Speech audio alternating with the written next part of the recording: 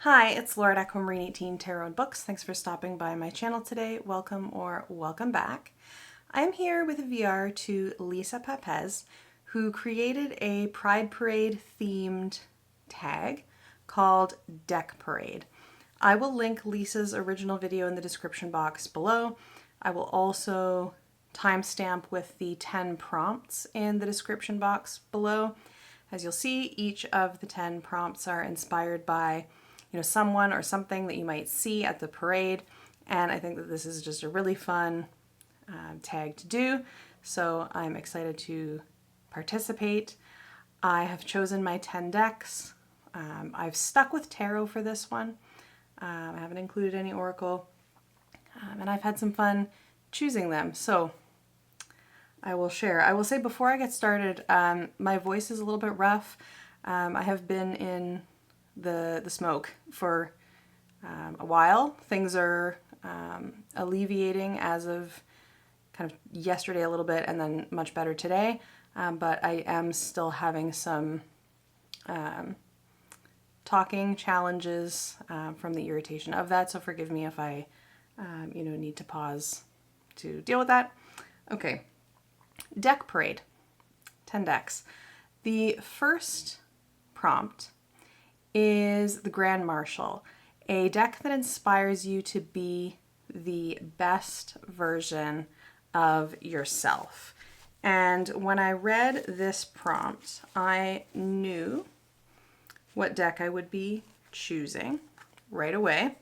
Didn't have to give it too much thought. And the deck that I chose was the Next World Tarot by Christy C. Road. This is a deck that I'm sure everyone is well familiar with. It is a liberatory, social justice oriented themed deck. It's an overtly activist deck, and the book is as well. And so thinking about a deck that would inspire me to be the best version of myself, a version of myself that, that speaks up when they need to, that, contributes to making a world that is more livable and more equitable and more free. This is the deck that comes to mind immediately. I have this deck in the mini as well. I'm thinking about trimming the mini to make it really mini, but I mostly use the large one. So that is my Grand Marshal deck, the Next World Tarot. The next prompt is Marching Band, a deck that gets you excited to read every time you pick it up. And I'm reading the prompts out of my Page a Day journal, which is propped up against my tripod, so that's, keep looking down. A deck that gets you excited to read every time you pick it up. This is true of lots of decks in my collection that, when I have them in hand, I want to read with. Obviously, I love tarot. I've loved tarot for a long time. There are many decks that kind of stoke my excitement, but the one that I chose for the Marching Band prompt is Tarot of the Crystal World by Brooke Penrose. And this is a deck that I absolutely love. And I can't even really exactly put my finger on why I like this so much. It's not, it's not necessarily like my usual art style or my usual kind of color palette. It's quite different than a lot of other decks in my collection, I would say, aesthetically speaking. But as soon as I saw this deck, something about it just really captivated me. And I love it. And whenever I get it out on my table, I always have a handful of decks on my table at any given time, usually a mix of, tarot and oracle. anytime I have this out on my table, whatever else I have out with it gets like comparatively less attention because I like this deck so much. And again, like I'm not sure why. It's kind of like, it feels kind of like Western themed to me, which is not a thing that I would, you know, think I would be so instantaneously attracted to. It's definitely a super queer deck, but I just love, love, love this deck. And I'll finish on the beautiful Strength card, which is one of my favorite cards in the deck. The Tarot of the Crystal World is a deck that gets me excited to read every time I pick it up. So that is my marching band deck. The third prompt is Dykes on Bikes, a deck that's bold, fearless, and unapologetically itself. I love this. I love this. The Dyke March in Toronto is a great time also. The bold, fearless, and unapologetic deck that I chose is Tarot of the Silicon Dawn by Egypt Ernash. This should be brought back into print, Lo Scarabeo, please. This is so good. The book is good. The deck is good. It's a mini. It's a very playful deck, very bold, certainly. It really strays from the tarot structure in some ways. The tarot structure is there, but there are quite a lot of extra cards. There are, you know, some different kind of rethinkings, I think, of the tarot structure. And the tone of the guidebook is so kind of punchy and provocative, you know, in the best possible way. I just think that this deck is amazing. And it's kind of a sexy deck too. I just love this deck. And I want it to come back into print because I think it is like one of the most like coolest, like queerest in the political sense decks that has ever been mass market, and it pisses me off that it's out of print. So that is my Dykes on Bikes tarot, the Tarot of the Silicon Dawn. The fourth prompt is the Bead or Candy Toss Float, a deck that brought you unexpected joy. And there are a number of decks that I could have chosen for this that brought me unexpected joy, but the one that I've picked is the Great Lakes Tarot by David Wilson. I like that this deck is colorful, you know, like a candy toss float. It has differently colored suits. Like each card doesn't have a lot of colors on it, but across the whole deck is very colorful. And this is just a deck that really, you know, expresses and reflects the ecology of where I live really incredibly. It's really beautiful. And it brought me unexpected joy because it was a gift from a friend. And it wasn't even really on my radar as a deck that was available, you know? So it was a total surprise in that sense. And I have had a lot of joy and enjoyment with this deck. It's kind of pippish in the minors. Some of the majors have like specific locations, and other ones are just, you know, kind of landscapes or things like that. More generally, I really, really, really like this deck. And, you know, I've shown it before, but I like this deck so much that I made my own little book. I went through and found information on the different locations and species and things like that and started making notes. It's not done. There are still some, you know, that I need to fill in, but it's a work in progress that I am enjoying very much. So that's the Great Lakes Tarot. The next prompt is prompt number 5, the Free Hugs Float. A deck that feels comforting, supportive, or like an old friend. And I'm sure lots of our decks, feel comforting and like old friends, especially ones that we've maybe worked with for a long time. The deck that I chose for this is Le Tarot Ultraviolet by La Violette. This is a French language tarot deck that I really, really like. And I really just like all the people in this deck. They feel like friends. They feel very familiar.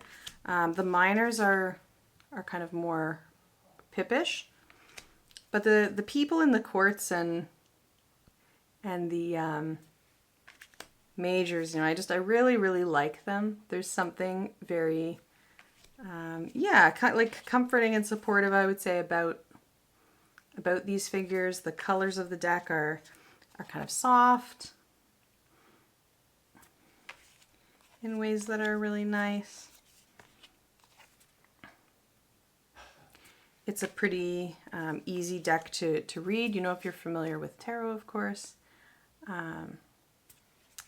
This is one of my favorite judgment cards ever. Taking the masks off. I love this. I love these figures in this deck. And yeah, as soon as I saw this deck, I knew that I would love it. And I was right. Definitely a deck that is like an old friend in every way.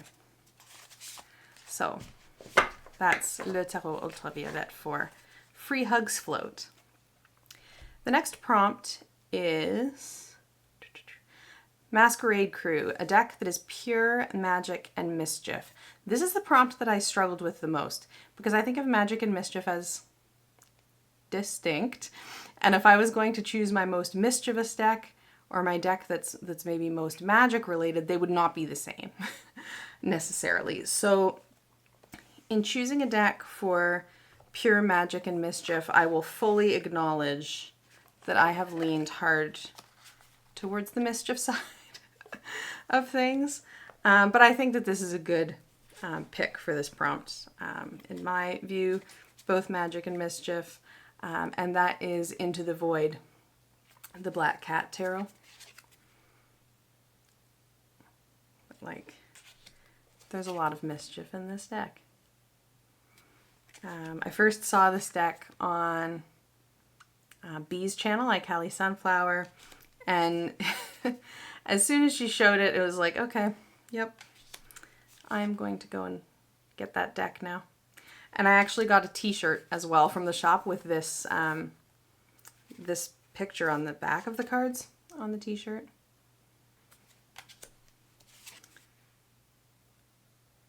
Because who doesn't think of mischief and cats as going together? Perfect.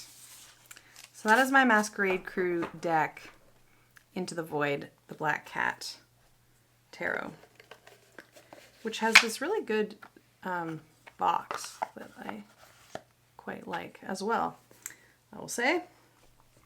Okay. Next up is prompt number 7, the Drag Royalty Float, a deck that's fabulous, dramatic, and delightfully over the top. This one, I also struggled. I don't know about fabulous and dramatic in my collection, really. It was hard for me to come up with something. I also think that there's no way that I'm going to top a deck that someone else showed for this prompt as very dramatic. So, I had to just think about my own collection and what I could show. And what I ended up picking for this is the Many Queens Tarot by Letty Jane Rennekamp. And I think that this deck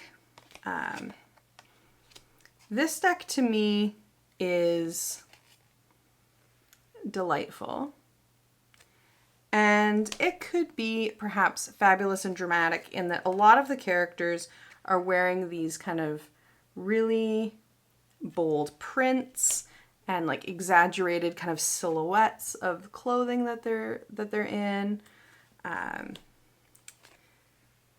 You know, there's definitely a lot of kind of playful gender diversity in this deck as well. You know, which I also think suits the prompt.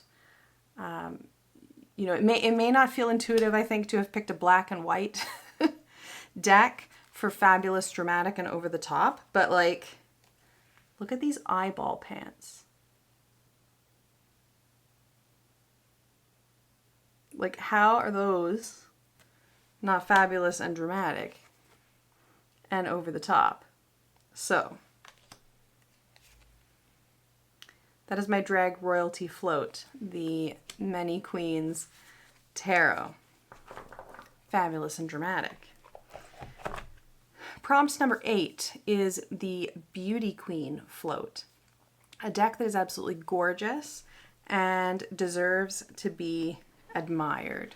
And again, you know, this is the kind of prompt where I'm sure that for many of us, a lot of decks are absolutely beautiful. There are so many beautiful, beautiful decks out there in the world to admire, but I chose the Mindscapes Tarot by John Rice. This deck is paintings. There was a Majors Only deck first, and then this one is the 78 card deck, or actually there's extra cards, so it's more than that. It might be 80 cards. Mass Market, and I just think that the artist is so extraordinarily talented, and the paintings that he's done, like, I kind of couldn't believe it when it was announced that there would be a 78 card iteration of this, because I have no doubt that the process of just creating the original Majors Only deck was not fast. To do, you know, this number of paintings with this level of intricacy and detail is just incredible.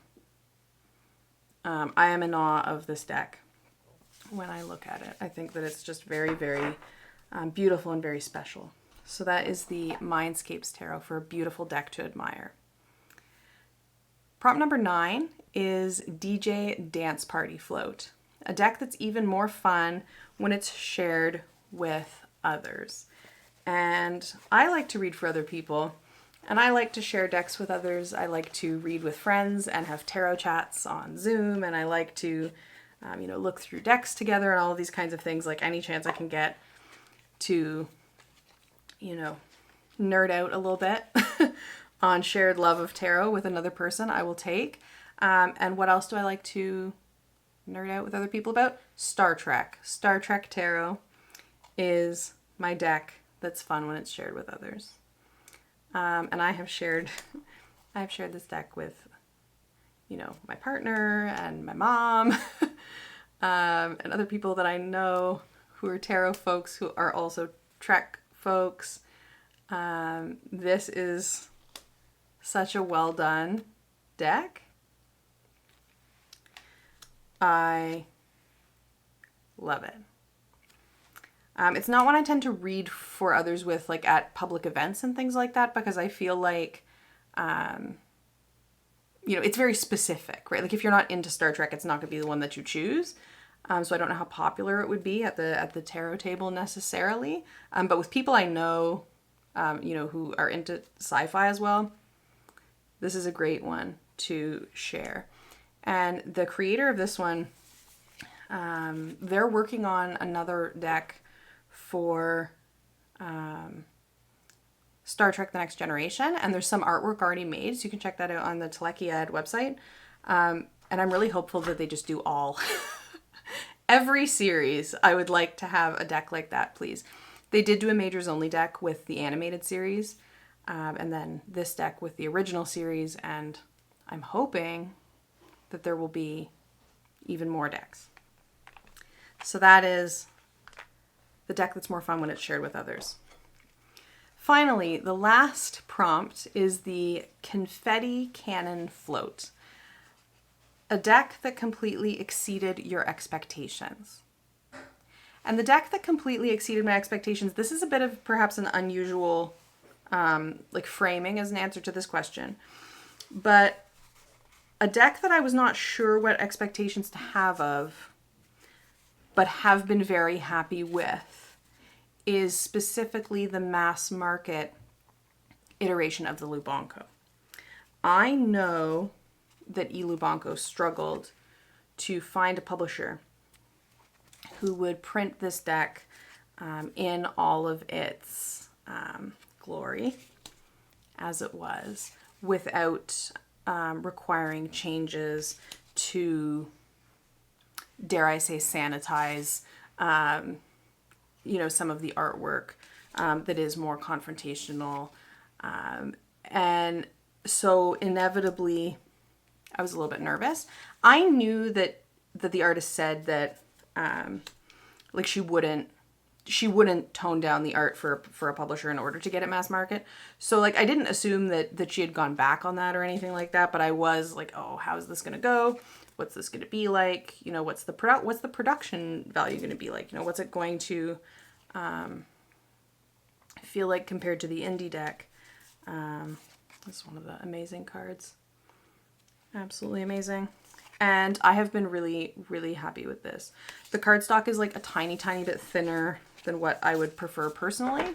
But I think overall, I think the gray edging they did as a mass market is good. I like the color of the backs.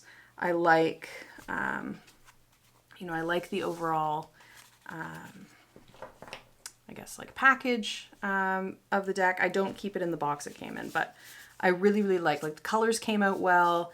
It shuffles really well. They added some extra cards, which feels cool.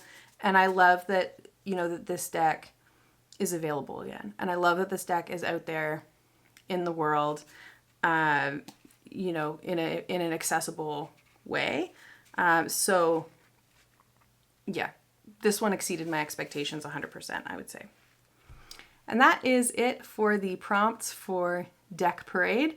Thank you so much to Lisa for starting this tag, and thank you so much for watching. Let me know if you have any particular answers to the prompts based on decks in your collection. Let me know if you have any of these decks and enjoy working with them as well. Happy July to you, and I will see you again soon.